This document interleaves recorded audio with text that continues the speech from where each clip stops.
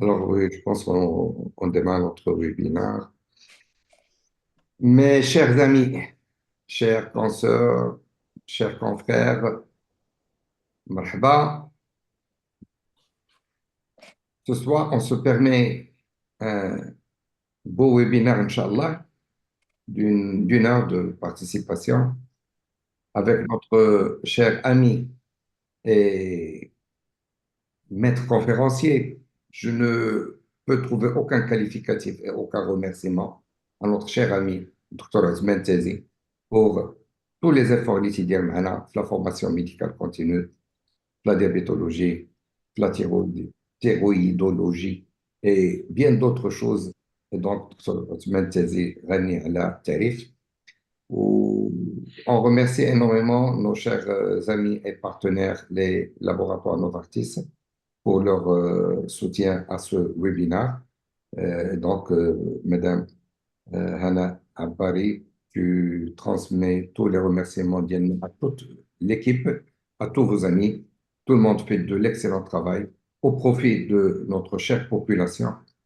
Si aujourd'hui, on a pensé à faire un webinaire à la Ramadan ou Siyam, c'est parce que nous sommes le tout début du الشهر ديال جمادى والشهر جمادى الثانية هو تيتبعوا الشهر ديال رجب وتيتبعوا الشهر ديال شعبان وإن شاء الله نبداو رمضان فتنكونوا في une période qui est vraiment propice et extraordinaire على أساس أنه 3 شهور اللي فاش تيمكن لنا نقادوا بزاف ديال الحوايج وتوقع لنا une bonne amélioration de la situation de certains de nos patients qui n'ont pas été convaincus malgré tous les efforts ديالنا اللي تنديروا اننا نكونوا حاصرينهم على الصيام لانه سيدي ربي ما لزفش عليهم تطلبوا سيدي ربي انه يخدم بالنيات ديالهم ونقولوا حنا ما نبقاوش حنا قاصحين معاهم تنقول لهم لا صافي تيهربوا علينا واللي تيهربوا علينا مساكن ils ne sont pas accompagnés et nous on s'est dit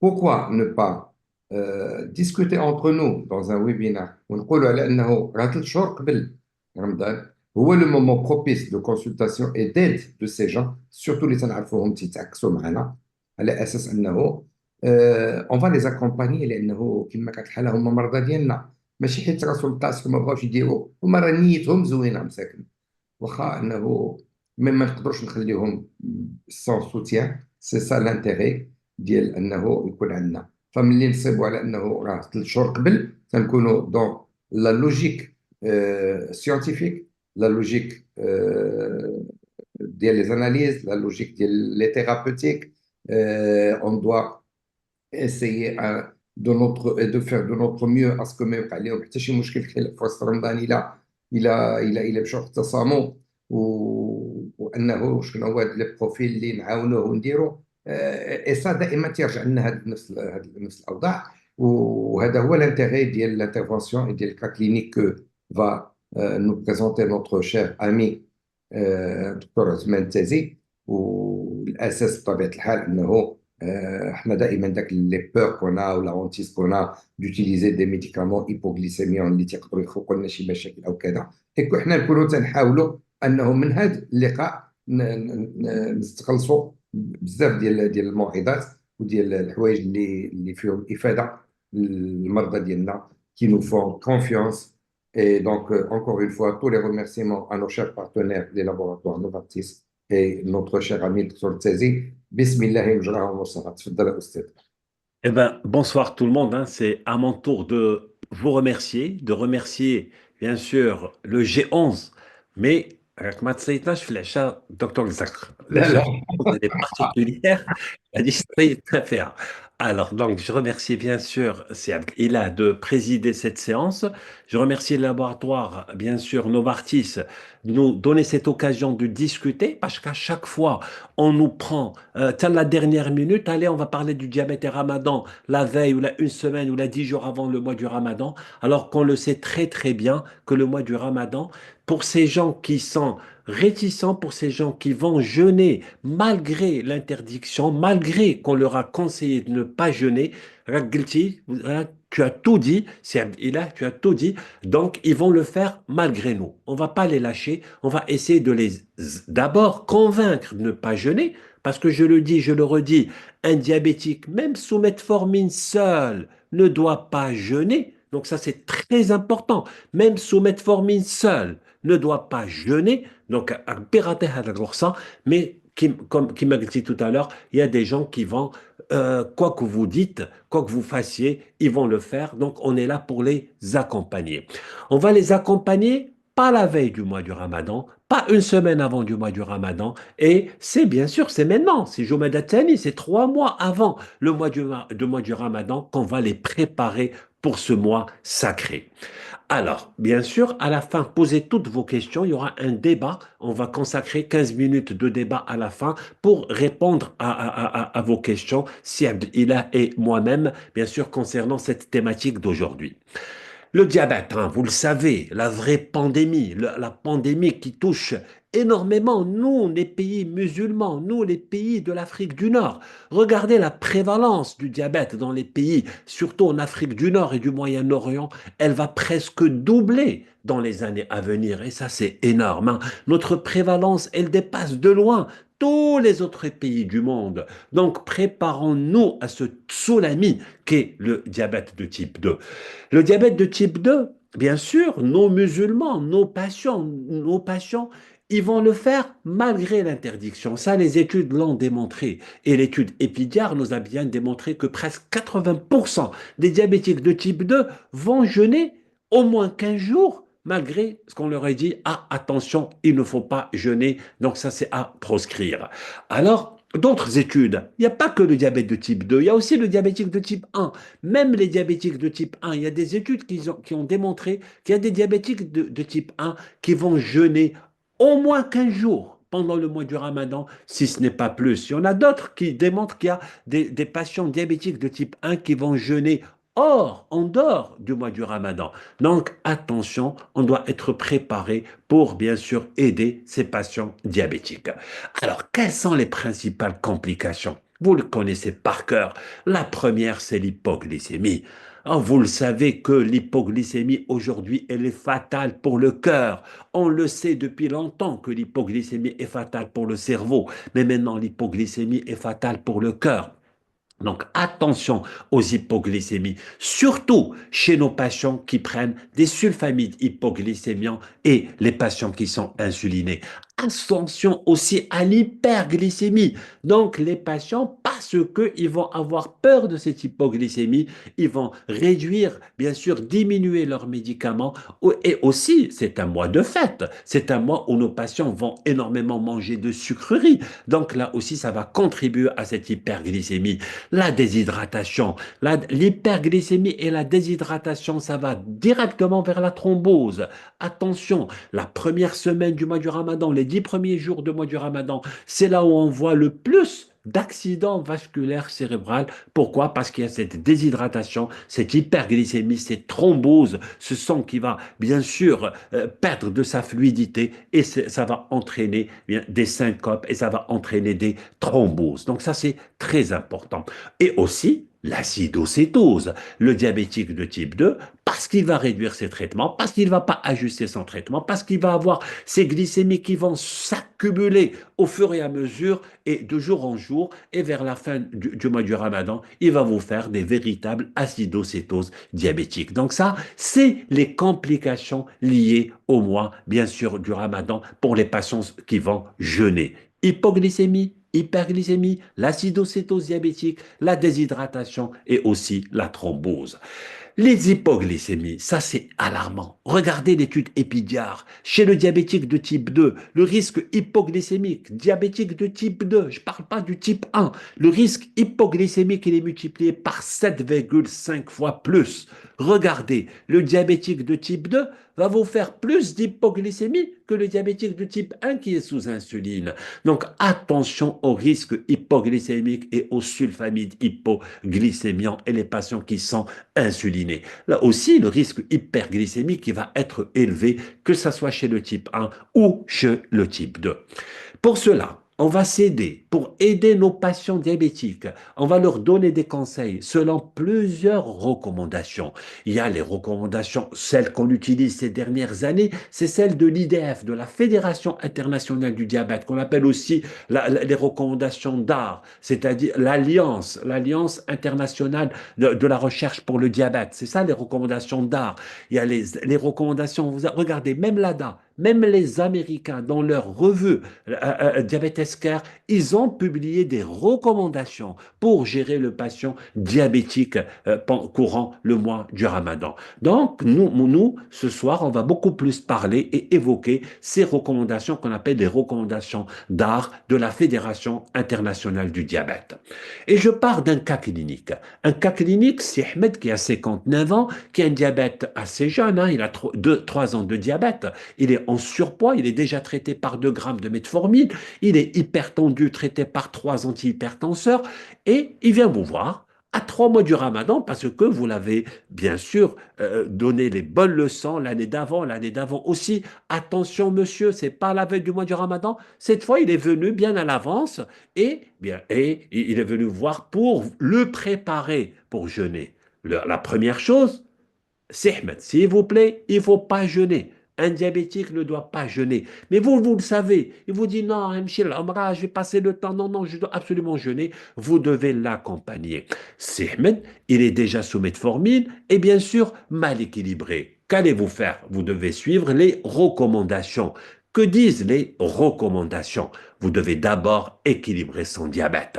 Vous devez viser chez lui entre 6 et 6,5% d'hémoglobine glyquée. Si vous donnez un médicament qui ne peut pas donner d'hypoglycémie, sinon vous allez viser entre 6,5 et 7% si vous donnez un médicament pouvant entraîner une hypoglycémie. Maintenant, vous le savez déjà tous que les recommandations nous disent qu'à la découverte du diabète, on peut commencer d'emblée par une bithérapie, et à condition que cette bithérapie ne puisse pas entraîner d'hypoglycémie. Et les recommandations, regardez, Diabetes Care depuis 2022, la metformine reste le pilier du traitement, reste la base du traitement. Et cette bithérapie, l'idéal, c'est que ça soit combiné, bien sûr, metformine et inhibiteur de la DPP4, essentiellement la vildagliptine. Donc ça, pourquoi? Parce qu'il y a eu une étude qu'on appelle l'étude vérifiée, que vous connaissez tous par cœur, que quand on commence tôt par une bithérapie d'emblée, ne pouvant pas entraîner d'hypoglycémie, on va équilibrer notre patient le plus longtemps possible avec uniquement ces 2 médicaments. Et bien sûr, on va lui éviter le risque d'abord de complications et aussi d'arriver rapidement à l'insuline. L'insuline, ce n'est pas une punition, mais on va la retarder le plus bien tard possible. Cette étude vérifie qui a duré plus de 5 ans et qui a inclus plus de 2 000 patients et nous a dit oui, un meilleur équilibre durable va être là si on associe d'emblée une glyptine et une metformine. Vous pouvez me dire, il y a le coût. Mais le coût au prix de quoi? D'une inertie thérapeutique?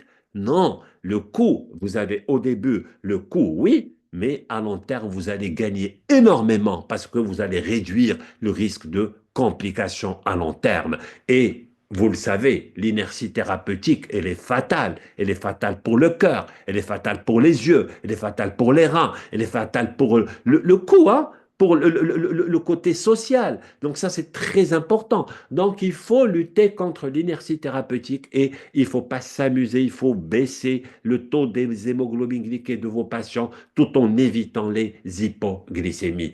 Et l'arsenal thérapeutique, il a évolué ces dernières années avec les inhibiteurs de la DPP4, les analogues du GLP1, les inhibiteurs de la SGLT2. Et on a vu que depuis 2012, depuis l'arrivée des inhibiteurs de la DPP4, on a eu cette décroissance de prescription des médicaments pouvant donner une hypoglycémie. Revenons à Sihmed. Sihmed, il est mal équilibré, donc je vais le gérer. Je vais lui rajouter soit les médicaments injectables, soit je vais lui rajouter des médicaments par voie orale, les analogues du GLP-1, les inhibiteurs de la SGLT2, les sulfamides hypoglycémiants, mais attention aux hypoglycémies, les glitazoles, mais malheureusement on ne les a pas au Maroc, ou bien je vais lui rajouter un inhibiteur de la DPP4. On a toujours dit que l'inhibiteur de la DPP4, c'est une action intermédiaire, c'est-à-dire il va baisser l'hémoglobine glyquée à 0,7%, mais c'est les seuls. En combinaison à la metformine, il y a une synergie d'action et l'association des deux va améliorer d'une façon considérable l'équilibre glycémique. Donc ça, c'est un point très important. Et toutes les recommandations, qu'elles soient américaines, qu'elles soient françaises, qu'elles soient européennes, bien sûr, on commence par la metformine, que vous ayez donné un inhibiteur de la SGLT2 ou un inhibiteur de la DPP4, l'escalade thérapeutique, elle est inévitable. Donc, si vous êtes parti sur metformine plus inhibiteur de la DPP4, vous allez rajouter par la suite un IGLT2, etc. Donc, ça, c'est l'escalade thérapeutique chez le diabétique de type 2. Revenons à Sihmed, on a eu cette option de lui proposer, parce que on est à 3 mois du Ramadan, de lui proposer une association fixe metformine, vildagliptine, dans l'espoir de ramener son hémoglobine glycée à moins de 7%. Pourquoi? Parce qu'il est venu pour le Ramadan. C'est aujourd'hui, hein, on lui a dit il faut venir 3 mois à l'avance. Qu'allons-nous faire pendant le mois du Ramadan? Il faut le préparer. Il faut le préparer maintenant. Et les recommandations internationales, qu'elles soient américaines, qu'elles soient de la Fédération internationale du diabète, ce n'est pas la veille, c'est 2 à 3 mois avant le mois du Ramadan qu'il faut voir le patient. Ce patient-là, il faut lui calculer son risque, il faut quantifier son risque. Quel risque il encourt s'il jeûne? Il faut lui, bien sûr, lui montrer, démontrer l'utilité, l'intérêt de faire de l'autosurveillance glycémique. Il faut lui dire à quel moment vous devez arrêter de jeûner, à quel moment vous devez faire votre exercice physique, quels sont les fluides, les liquides, l'eau que vous devez boire, bien sûr les aliments que vous devez manger et vous devez lui, bien sûr, ajuster sa thérapeutique. Cela, vous n'allez pas le faire ça la veille du mois du Ramadan. Il faut commencer à préparer le patient 2 à 3 mois avant le mois du Ramadan. Et là, c'est une éducation thérapeutique. C'est pas un patient que vous allez voir une fois. C'est un patient que vous allez voir aujourd'hui, demain. Donc pendant ce mois, bien sûr, 2, 3 mois avant le mois du Ramadan, et vous allez bien sûr le préparer pour, bien sûr, jeûner et pour qu'il puisse jeûner en sécurité, quoique cette sécurité n'est pas là parce qu'un diabétique ne doit pas jeûner. Je l'ai dit, vous devez lui stratifier son risque. Maintenant, c'est aujourd'hui qu'il faut le faire et pas la veille du mois du Ramadan, parce que ça, tout cela, il faut le faire en période de pré-Ramadan. Et comment vous allez le stratifier? Donc ça, c'est la stratification du risque en anglais. La voilà qui est écrite en français, hein. Il y a plusieurs catégories. On va y aller étape par étape, hein. Il y a une première catégorie, c'est qui concerne le diabète lui-même. Comment il est? La durée du diabète, la fréquence d'hypoglycémie, est-ce qu'il présente des hypoglycémies ou pas? Son équilibre glycémique, est-ce qu'il a une hémoglobine glycée moins de 7,5 ou au-delà? L'autosurveillance, est-ce qu'il l'a? Est-ce qu'il sait le faire? Est-ce qu'il faut lui apprendre à le faire dès maintenant? Est-ce qu'il y a une grossesse ou pas? L'état cognitif du patient, le travail de ce patient, est-ce qu'il est physique ou pas? Son intensité, les expériences des ramadans avant et le nombre d'heures de jeûne que le patient va jeûner. Donc ça, c'est bien sûr une première partie du calculateur du risque. La deuxième partie concerne le diabète lui-même, les complications. Est-ce qu'il a déjà fait des complications aiguës? 3 mois, les 3 mois qui précèdent le mois du Ramadan, hypoglycémie, hyperglycémie, acidocétose, les complications chroniques. Est-ce qu'il a une maladie rénale chronique? Est-ce qu'il a une maladie, bien sûr, une rétinopathie, etc.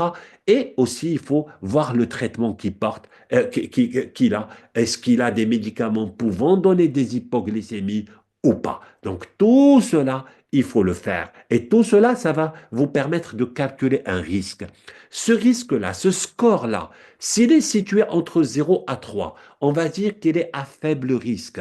C'est quoi faible risque? C'est-à-dire que ces patients-là, devraient être capables de jeûner. On n'a pas dit doivent jeûner, devraient être capables. Mais l'idéal, cette patient-là ne devrait pas jeûner. Si le score il est compris entre 3,5 et 6, là le risque il est modéré. Ces patients-là ne doivent pas jeûner. Si le score dépasse 6, ils sont à haut risque. C'est une interdiction absolue aux jeunes. Donc ça, c'est le calculateur du risque. Ça va vous permettre de définir il est à quel niveau votre patient et c'est maintenant qu'il faut le faire parce que s'il va jeûner, s'il est à ce risque faible et vous dites allez, je vais l'accompagner et c'est maintenant qu'il faut le préparer. Il faut le préparer 3 mois à l'avance et dans les recommandations, c'est écrit noir sur blanc. Il faut faire un essai de jeûne en pré-ramadan. Par exemple, il faut leur dire, et ça c'est pour la première fois qu'on le dit, hein, il faut qu'ils jeûnent 3 jours successifs. Pas lundi et jeudi ou non, il faut que vos patients jeûnent 3 jours successifs. Vous les préparez, vous leur changez le traitement, vous donnez les médicaments pour baisser leur hémoglobine glyquée et d'ici Shaban, Inch'Allah, ils auront une meilleure hémoglobine glyquée et vous allez les faire jeûner, par exemple, 13e, 14e, 15e jour de Shaban, donc 3 jours successifs. Vous allez évaluer à ce moment-là le risque d'hypoglycémie, le risque d'hyperglycémie, comment ils vont ressentir cette journée. Vous allez les guider, bien sûr, sur leur alimentation. Ne les laissez pas comme ça. Non, il faut les guider. Il faut bien sûr leur dire, voilà les aliments qui sont interdits à bannir, voilà comment il faut boire, voilà comment faire votre activité physique. Il faut les éduquer sur les symptômes, on va les voir, d'hyperglycémie, d'acidocétose, leur apprendre à mesurer la bandelette. Bien sûr, leur prescrire les bandelettes urinaires.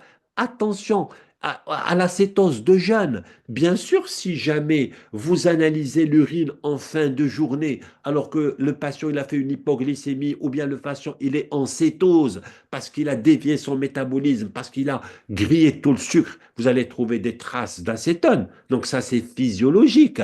Donc il faut lui apprendre c'est quoi l'acétonurie, une vraie acétonurie qui va conduire à l'acidocétose. Donc attention, attention, tout cela, il faut préparer le patient 2 à 3 mois à l'avance et le faire jeûner ces 3 jours successifs pour bien sûr pouvoir évaluer et réajuster le traitement. Le prendre en charge, on vient de le dire. On vient de le dire sur le plan nutritionnel, on va le dire sur le plan activité physique et aussi à quel moment votre patient doit rompre le jeûne, il doit arrêter le jeûne. Pas de sucre rapide. ما كاينش ناكل غير هادي غير هاد البغيوه غير هادي. Pas de sucre rapide. Le sucre rapide est dangereux. Le sucre rapide, il fait flamber la glycémie.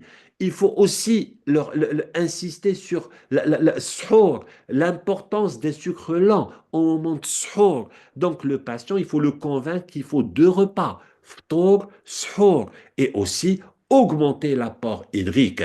Beaucoup de patients disent non, non, non, non, c'est bon, j'ai pris. Et pas les jus, c'est de l'eau qu'il faut boire. Ça, c'est très important. Moi, je le dis à mon patient. ما تقوليش أنا عصر الليمونة. داك الليمونة كلها وما تعصرهاش. Attention, parce que un jus, ça augmente le pouvoir sucrant. Donc, il faut prendre le fruit et pas le jus de fruit. Donc, ça, c'est concernant la nutrition. Vous me dites 2 dates. Regardez 2 dates, Ibadallah, c'est 50 kilocalories. Et 2 dates, c'est 12 grammes de sucre, de pur sucre. C'est énorme. Vous me dites le miel. Ça, c'est très important. 30 grammes de miel, une cuillère à soupe de miel, c'est 23 grammes de sucre pur, de glucides. Donc, c'est énorme. Énorme. Tout ce que vous voulez. Attention, attention à l'apport en sucre. Mais chouïa. Donc, les sucres rapides sont à bannir. Donc, ça, c'est un message qui doit passer. Deuxièmement, l'activité physique. Li ma amro dar riyada ki dira fi Ramadan. Tous ceux qui n'ont jamais fait de l'activité physique pendant l'année, كترشق قبل المغرب en plus. باش يجيب بها المغرب. Attention, le patient est déshydraté. Nous-mêmes, sans qu'on soit diabétique, on est déshydraté. Donc, il faut faire attention. En plus, on est en cétose de jeûne. Et c'est à ce moment-là qu'on va aller fournir de l'effort. Mais c'est nocif pour votre santé. Attention, attention au risque hypoglycémique. Oui, Tarawih est une sorte d'activité physique. Un diabétique, on ne lui demande pas de faire le ramadan. Un diabétique, on lui demande de faire une activité physique d'endurance, c'est-à-dire marcher, marcher pour améliorer la sensibilité à l'insuline. كيقول لك انا باش نحرق السكر لا سيدي راك ما كتحرقش السكر. Vous marchez pour améliorer la sensibilité à l'insuline, pour que cette metformine marche bien, pour que cette insuline qui est sécrétée par le pancréas marche bien. C'est ça l'objectif de l'activité physique. Et remettez des fiches à vos patients. Vos patients doivent faire la différence entre hypoglycémie, hyperglycémie. C'est quoi la déshydratation? À quel moment il faut se méfier? C'est quoi l'acidocétose? À quel moment il faut se méfier? Donc, il faut se munir de documents, les remettre à vos patients pour qu'ils commencent dès maintenant à faire la différence entre hypoglycémie, hyperglycémie, déshydratation et acidocétose diabétique. Oui, bien sûr, on les a préparés, nos patients, et quand le ramadan va venir, Inch'Allah, il faut leur dire, alors, chers patients, il faut rompre le jeûne dès que la glycémie atteint 0,7. Et si jamais vous avez une glycémie entre 0,7 et 0,9, il faut la contrôler une heure après. Attention, vous êtes en phase de baisse de glycémie, vous pouvez la faire dans l'heure qui suit. Donc ça, il faut rompre le jeûne. Il faut rompre le jeûne si jamais il a une glycémie qui dépasse 3 grammes. Attention, le risque d'AVC est énorme, le risque de déshydratation est énorme. Le troisième point, il faut arrêter de jeûner si jamais il a une symptomatologie d'hypoglycémie. Mais si, il va attendre l'hypoglycémie s'il ne peut pas se contrôler, s'il n'a pas le temps de contrôler, s'il n'a pas sa machine avec lui. Il doit rompre le jeûne dès qu'il a cette symptomatologie d'hypoglycémie. Ne me dites pas, mais il n'est que sous metformine seul. Attention, je risque de vous surprendre. La metformine, elle aussi, elle peut donner une hypoglycémie. Une association metformine inhibiteur de l'ADPP4 peut elle aussi donner une hypoglycémie. Une association metformine inhibiteur de la SGLT2 ou analogue GLP1, elle aussi peut donner une hypoglycémie. Juste ces hypoglycémies, elles sont tellement minimes qu'on dit que c'est des médicaments qui ne donnent pas d'hypoglycémie. Donc attention. Aussi, il faut rompre le jeûne s'il y a un événement intercurrent, quelque chose qui se passe, une fièvre, une bronchite, une infection urinaire ou quoi que ce soit, il faut rompre le jeûne. Donc ça, c'est indiscutable, ça, c'est de l'éducation, il faut la travailler dès maintenant. Et aussi, il faut programmer une visite après le mois du Ramadan pour voir les conséquences de ce jeûne, bien sûr, que le patient a jeûné. Oui, il y a des réajustements thérapeutiques. Le patient, vous l'avez préparé, vous l'avez éduqué, pas en une séance, pas en deux séances, en plusieurs séances, sur tout ce qu'on vient de dire à l'instant. Donc, vous l'avez éduqué sur les signes d'hypo, les signes d'hyper, les signes d'acidocétose, de déshydratation, etc. À quel moment il doit rompre le jeûne, l'alimentation, l'activité physique. Et vous devez réajuster son traitement. Ce réajustement, vous pouvez le tester pour voir est-ce qu'il est bon ou pas pendant ces 3 jours que vous allez lui faire jeûner, bien sûr, pendant le mois de Chaban, le 13e, 14e, 15e jour. Donc, pour le laisser, pour le faire plaisir, c'est à ce moment-là que vous allez choisir. Donc, ça, c'est très important. Les patients qui sont sous metformine, s'ils ont une metformine en une seule prise, ils vont la garder en une seule prise au moment de l'iftar.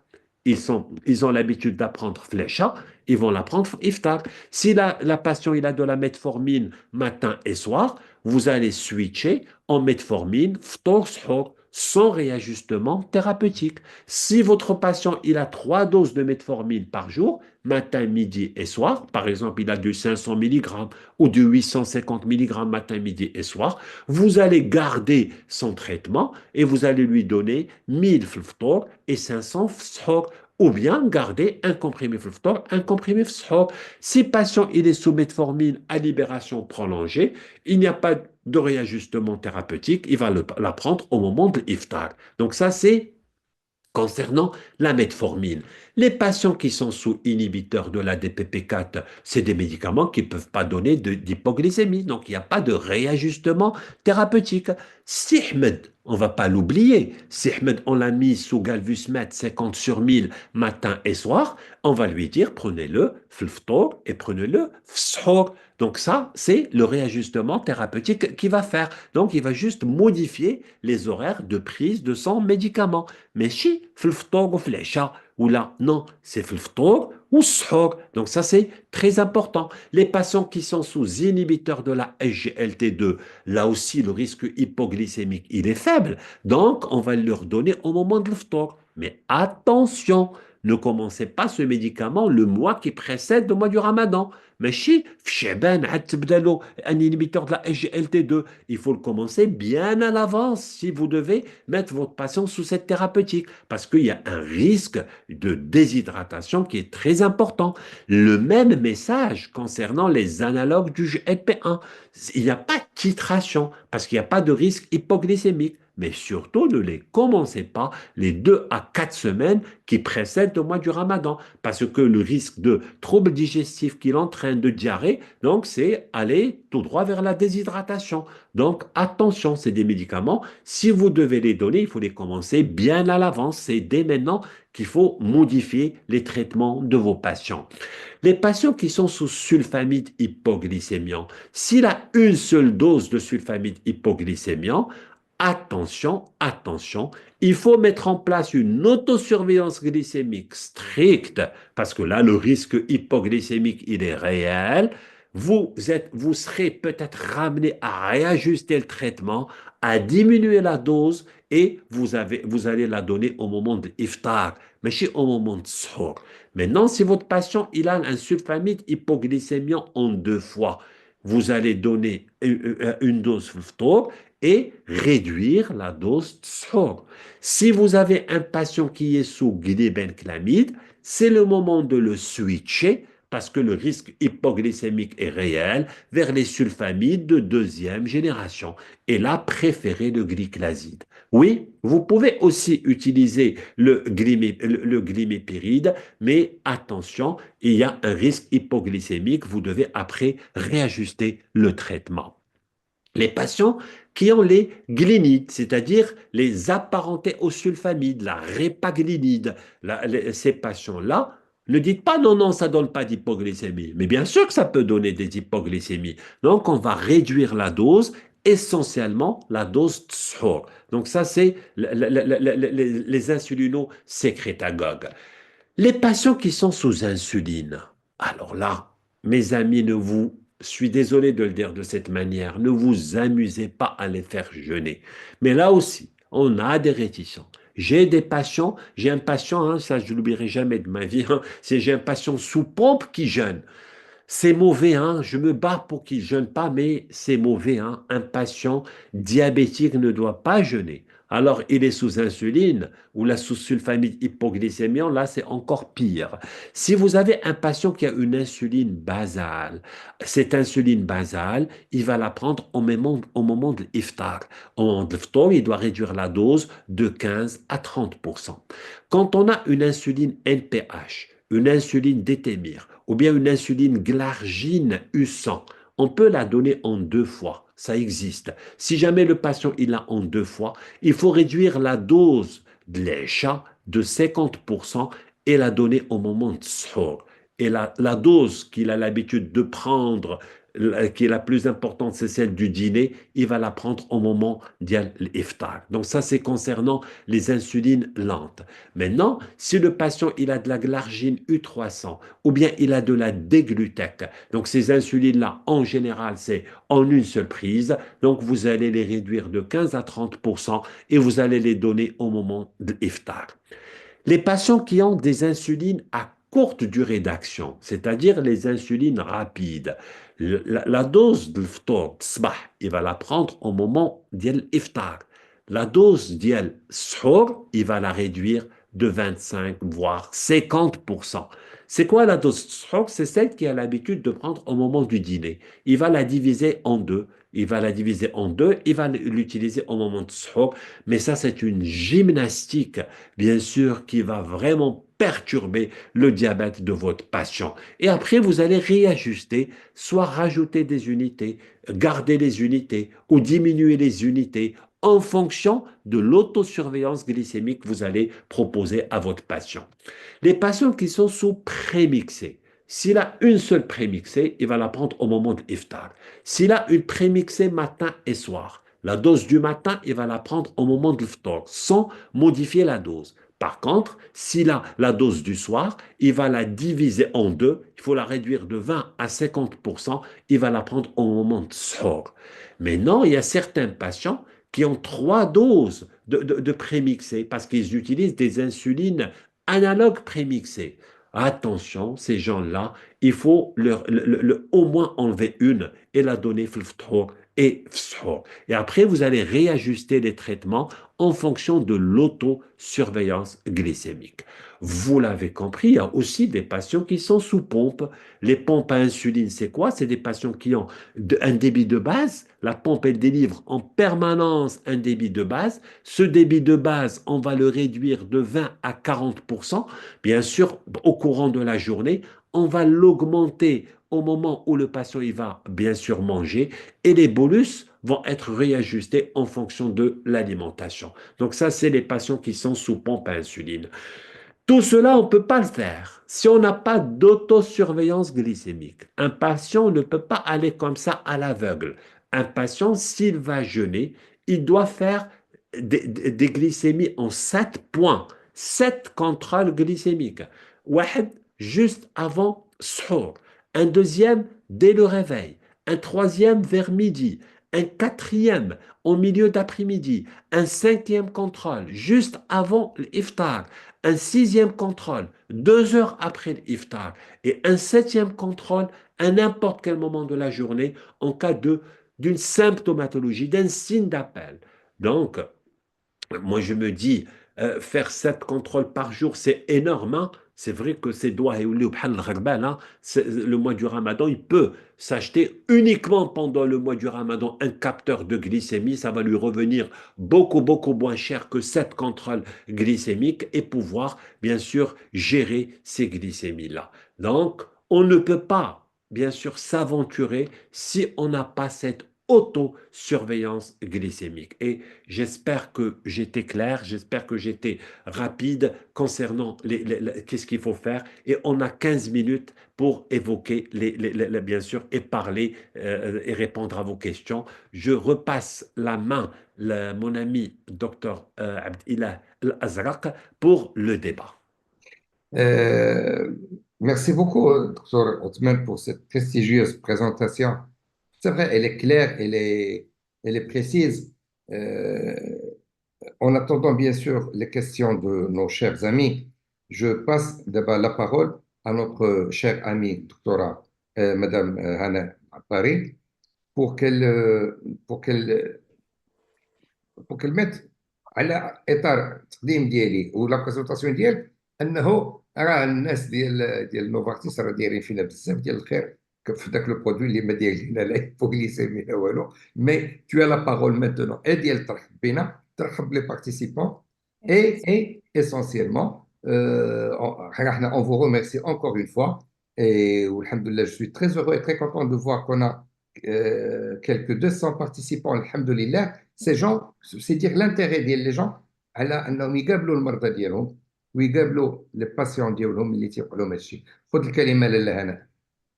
Alors, bonsoir tout le monde. مساء الخير دكتور مزرق، مساء الخير دكتور تسازي، مساء الخير les médecins كاملين اللي حاضرين معنا qui ont pris de leur temps.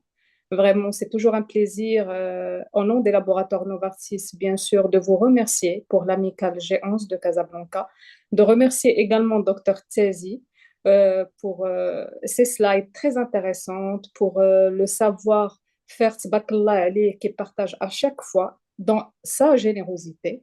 Et merci à tous les médecins ici présents. C'est vrai que le mois de Ramadan, comme m'a dit le docteur Tzazi, on se prépare pour le mois de Ramadan. C'est très important. Je sais que généralement, les diabétiques de type 2, autant que patients, les parfois le long cours, on voit qu'ils sont lourds la prise en charge. Ou parfois, quand tu as des patients, même ceux qui sont rares, ils ont toujours des l'effet le mois de Ramadan, que ce soit qui l'indication de Siyam ou la. Mais heureusement qu'il y a de bons traitements avec une bonne prise en charge et qui garantissent bien sûr un très bon équilibre glycémique. Heureusement qu'il y a les inhibiteurs de la DPP4. D'ailleurs, Dr Tzazi, il a mis un point qui est très important.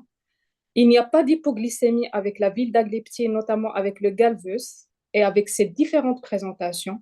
C'est vrai qu'il est glucose dépendant, mais c'est une sécurité d'utilisation pour le patient diabétique type 2 qui jeûne durant le mois de Ramadan.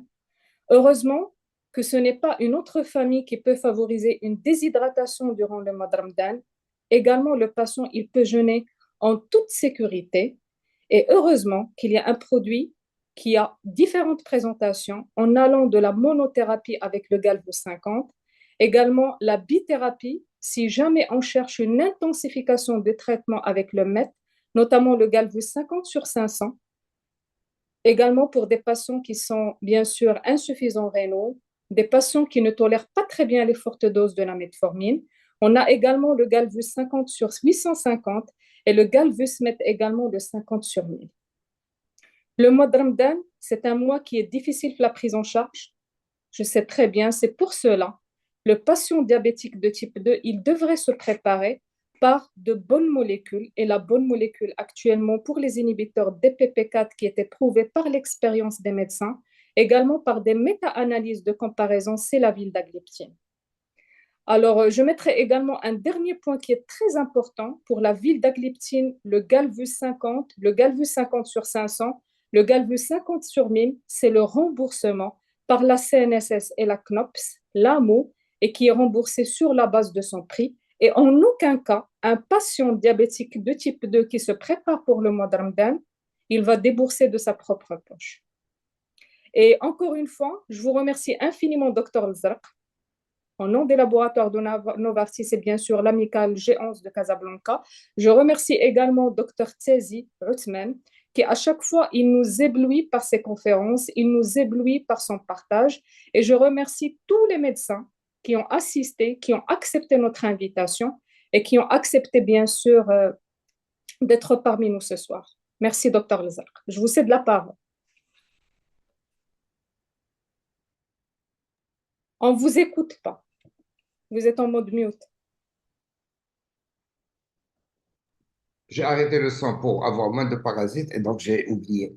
Je vous remercie beaucoup, Lahana. C'est vrai que jusqu'à preuve du contraire, la base de la formation médicale continue passe à travers le soutien et le confort que nous offrent les laboratoires et dans toutes les formations de fabrication des médicaments. Et donc, bien sûr, on est tributaire de ce qu'on appelle éventuellement un conflit d'intérêts. Il ne s'agit pas d'un conflit d'intérêts quand on a l'intérêt du patient lui-même à prendre une thérapeutique qui ne lui pose pas de problème. C'est vrai qu'on a vécu des moments très difficiles avec les anciens thérapeutiques, avec les hypoglycémies qu'elles avaient entraînées وكذا وكذا عند المرضى اللي هما بشكل عادي فبالاحرى انه اللي تيكونوا مساكن في ان اج افونسي وتيجي ذاك لاج افونسي il est concomitant avec التفكير في الدين وفي التوبه وفي النيه الصالحه وانا خصني نزيد نتقرب الى سيدي ربي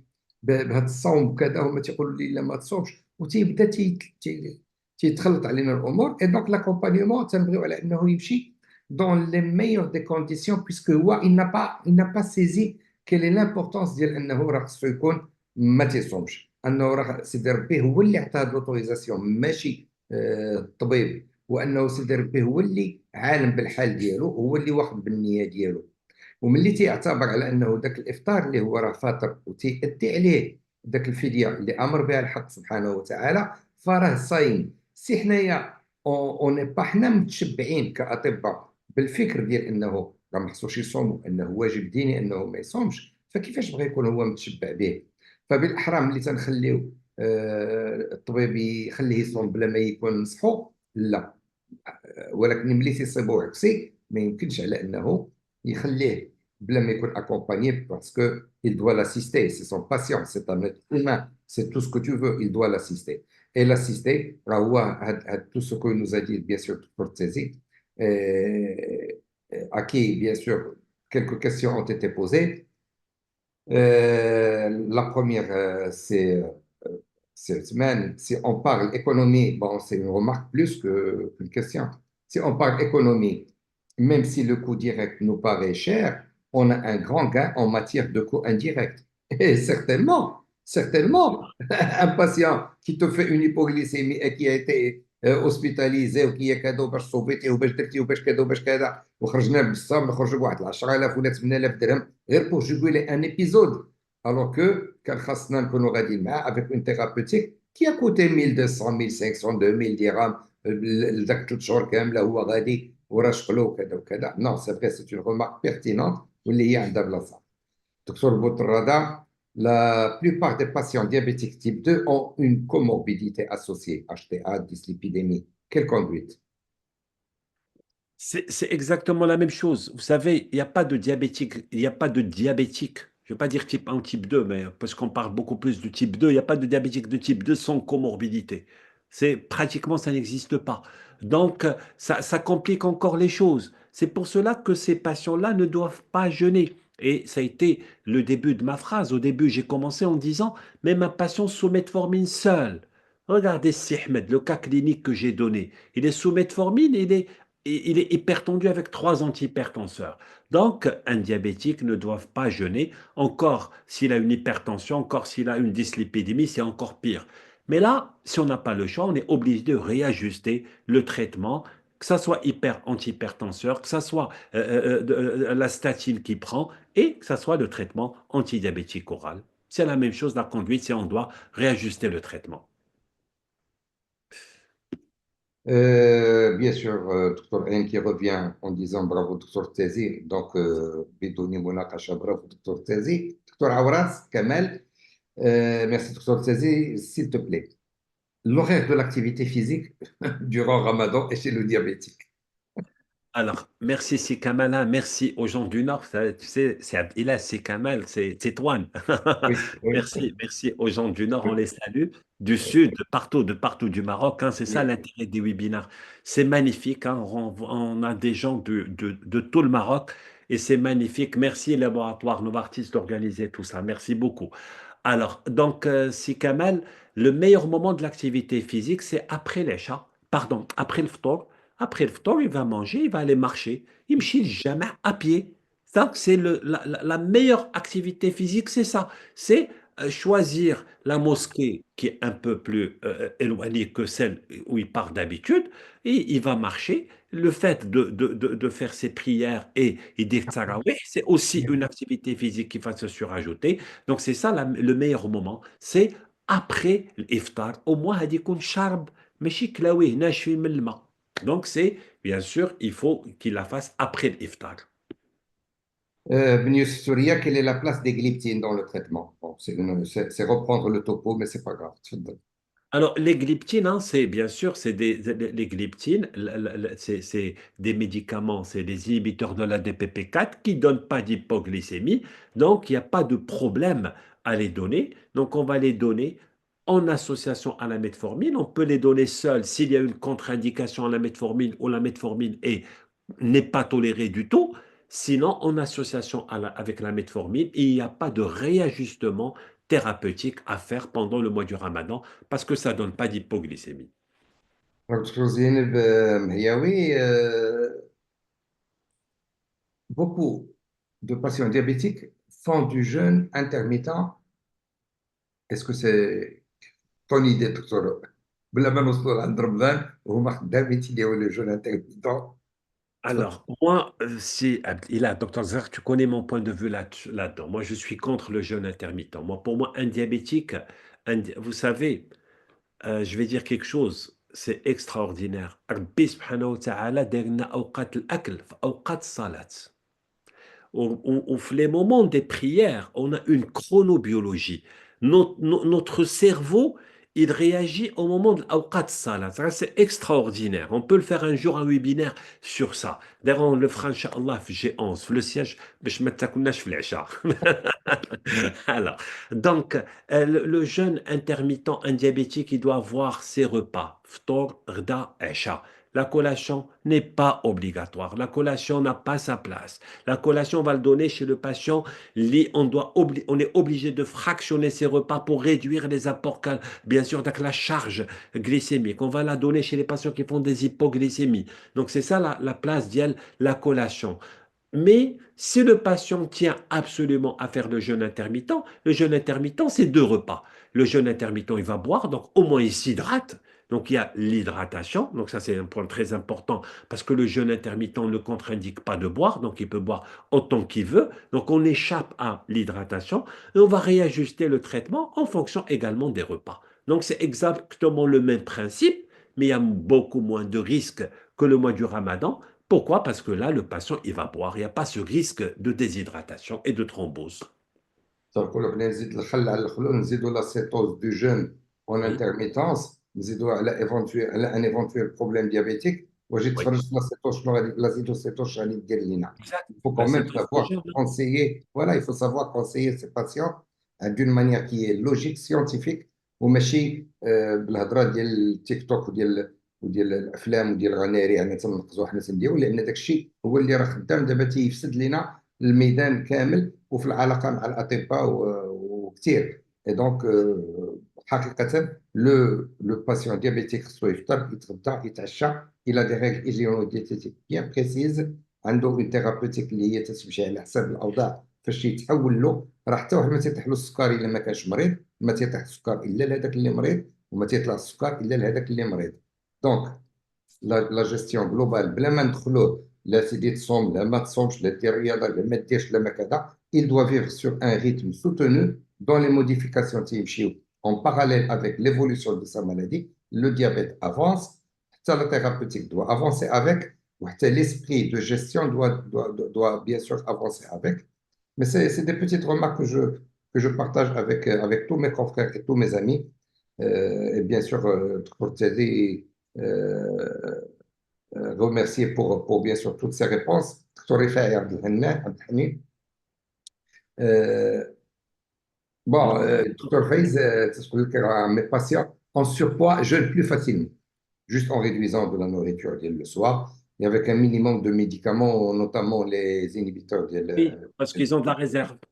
Voilà, Oui, ils ont de la réserve, hein. Donc c'est un mois où ils vont, bien sûr, s'ils font des efforts sur le plan alimentaire, ils sont en surpoids, certainement. S'ils font vraiment des efforts sur le plan alimentaire, tant mieux, ils vont pouvoir gagner en matière d'équilibre glycémique et de perte de poids. Donc ça, c'est important. Oui. Dr. Rifai Abdelhamid, merci Dr. Tezi, très intéressant. Est-ce que l'autosurveillance et les 7 points est la même pour tous les diabétiques de type 2 qui insistent pour jeûner, quel que soit le type de traitement? Alors, il faut le faire. Il faut le faire. Il faut le faire au moins espacé. Je sais qu'on ne va pas faire 7 points tout le mois du Ramadan, mais il faut le faire le premier jour, le deuxième jour. Après, espacer, il faut choisir des journées. Le mois du Ramadan, il faut les espacer au moins 1 à 2 fois par semaine, faire ces 7 points, quel que soit le type. Parce que je l'ai dit tout à l'heure, même le patient sous metformine seul, il peut passer en acidose, en cétose. Attention, même le patient sous metformine seul, il peut me faire une hypoglycémie. Même le patient sous metformine seul, il a bien sûr ce risque de thrombose et d'AVC.